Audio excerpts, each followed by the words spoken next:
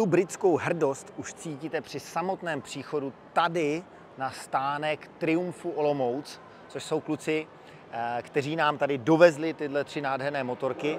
Jejich stánek je velice fresh, je takový vzdušný a vy si motorky můžete hezky prohlédnout. A určitě stojí za to se tady kouknout, protože z těch 3 minimálně 2 jsou naprostými ikonami téhle značky.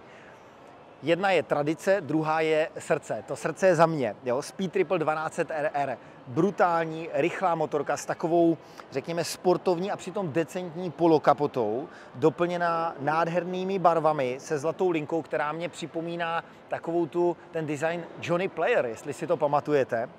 180 koní, plně stavitelný elektronický e-lincový podvozek a hlavně to celkové zpracování motoru. Jako to stojí za to.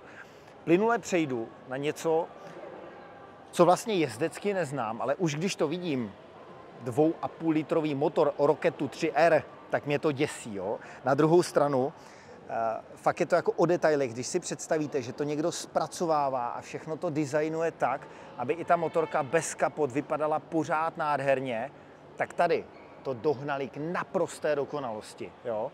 No a poslední z té třetice je model Bonneville T120 Black, což je spíš takovou tradicí a něčím, co máte v garáži na koberečku, rádi na to koukáte a občas se rádi svezete. Ale celkově ta tradiční britská značka Triumph je právě o emocích a o takovém tom lidském přístupu a o něčem, co ve vás vždy má vyvolat emoce a ve mně to dělá jenom, když o tom mluvím. Jako přijďte se podívat sami, protože to stojí za to.